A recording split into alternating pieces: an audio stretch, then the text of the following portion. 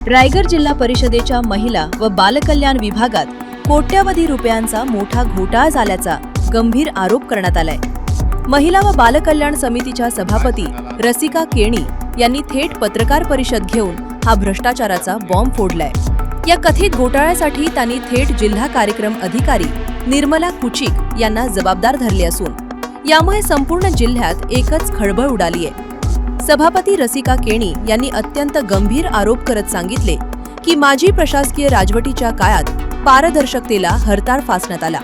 जिल्हा कार्यक्रम अधिकारी कार्यालयामार्फत राबवण्यात आलेले खाऊ वाटप, सतरंजा खरेदी आणि विविध साहित्य वाटप योजनेमध्ये कोट्यवधी रुपयांचा गैरव्यवहार झालाय।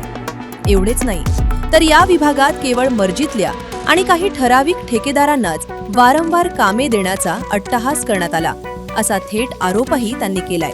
या पत्रकार परिषदेत सभापती केणी यांनी वीज जोडणीच्या कामांमध्ये तब्बल 2.5 कोटी रुपयांचा घोटाळा झाल्याचा खळबळजनक दावा केलाय। या संपूर्ण प्रकरणाची स्वतंत्र आणि निष्पक्ष चौकशी करून दोषींवर कठोर कारवाई करावी अशी मागणी आता सभापतींनी लावून धरली आहे। कोट्यवधी रुपयांच्या या कथित घोटाळ्याच्या आरोपामुळे आता रायगड जिल्हा परिषदेचा कारभार पुन्हा एकदा चव्हाट्यावर आला असून प्रशासन यावर काय कारवाई करणार याकडे सर्वांचे लक्ष लागले। नमस्कार, मी सौ रसिका राजा केणी, सभापती महिला व बालकल्याण विभाग। मी आजची ही पत्रकार परिषद माझ्या खात्यात चाललेल्या भ्रष्टाचाराच्या थोडासा जो मला वास आलेला आहे त्याच्या संदर्भात ही आयोजित केलेली आहे। पुढील 4 वर्ष बघाल तर प्रशासकीय कालावधीमध्ये 5-6 महिने उलटून सुद्धा ज्या कामांचं टेंडरिंग झालेलं आहे त्याची कुठल्याही प्रकारची अंमलबजावणी आजपर्यंत झालेली नाही आहे। त्याच प्रकारे रायगडमधला एकही ठेकेदार नसून सर्व पुण्याचे ठेकेदार इथे आज मला बघायला मिळत आहेत। ह्याच्या प्रशासकीय कालातसुद्धा होते आणि आतासुद्धा तेही त्यांचंच नाव माझ्या खात्याच्या HOD निर्मला कुचिक मॅडम यांच्याद्वारे मला सुचवलं जात आहे। त्याच प्रकारे खाऊ वाटप असू द्या, गणवेश वाटप असू द्या किंवा गरोदर मातांना किट वाटप असू द्या, ह्याच्यामध्ये सुद्धा मोठ्या प्रकारचा भ्रष्टाचार मला इथे दिसून येत आहे।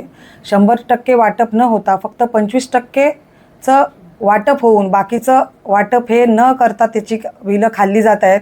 मग त्यांच्या हाताशी जे काही शासकीय कर्मचारी असतील त्यांच्या संदर्भातून हे सर्व कामं माझ्या खात्याच्या HOD निर्मला कुचिक मॅडम यांच्याद्वारे केल्या झाल्याचा संशय मला येत आहे।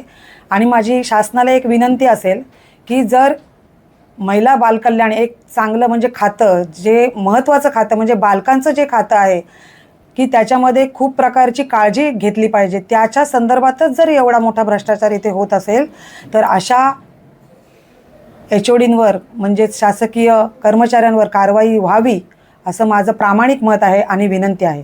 किती कोटीचा भ्रष्टाचार? जवळजवळ 2.5 कोटीचा भ्रष्टाचार या वीज जोडणीच्या प्रकल्पात तर मला दिसून येत आहे। आजपर्यंत अंगणवाड्यांना ही वीज जोडणी व्हायला पाहिजे होती। मे महिन्याचा सीझन गेलेला आहे आणि आता पावसाळा चालू झालेला आहे।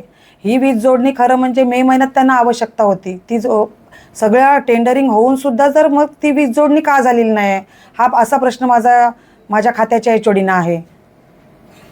त्याचबरोबर अन्न भेसळ आपण म्हटलं की शाळेत अन्न भेसळीचा प्रश्न तुम्ही बघायला गेलात तर GB मध्ये मला हा बऱ्याचशा जिल्हा परिषद मेंबरने विचारला होता। त्याचं उत्तर मी दिलं होतं की मी या खात्याचा पदाभार आत्ताच स्वीकारला आहे, त्याच्याबद्दल काय त्याच्यात माहिती घेऊन मी तुम्हाला त्याची माहिती कळवेन।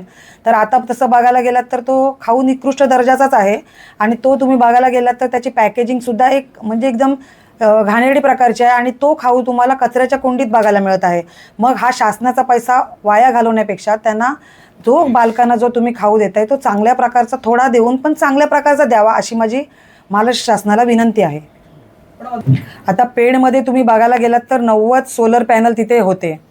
जेव्हा जिल्हा कार्यकारिणीची जेव्हा मीटिंग झाली तटकरे साहेबांनी सुद्धा हा प्रश्न धरला होता की तुम्ही ह्या सोलर पॅनलची जोडणी का केली नाहीत।